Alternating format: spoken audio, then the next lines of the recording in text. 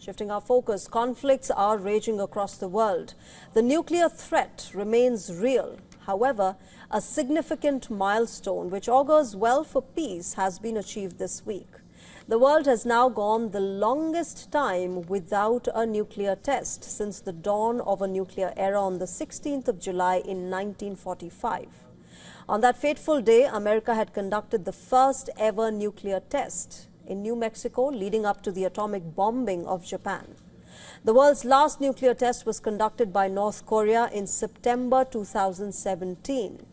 The previous longest period without a test was from May 1998 to October 2006, when North Korea had conducted its first nuclear test.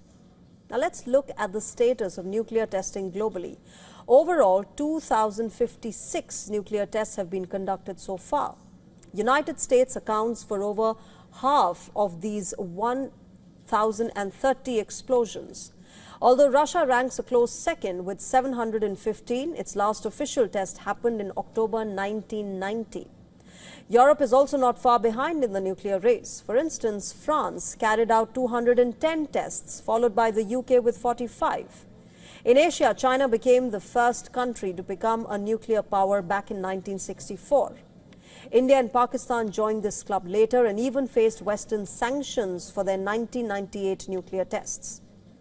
However, recent moves of United States and Russia have reignited fears of nuclear test resumption.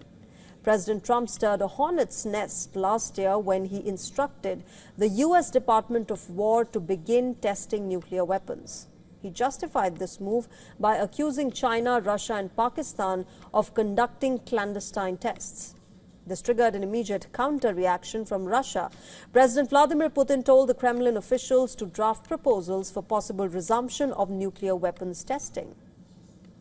As I stated in the address to the Federal Assembly in 2023, if the United States or other states parties to the relevant treaty conduct such tests, then Russia must also take appropriate reciprocal actions. Now, the numbers, remember, depict the situation's gravity.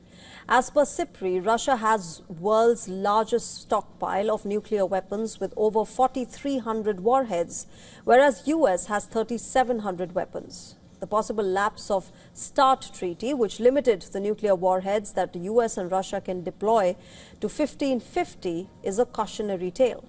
The nuclear danger is clearly far from over.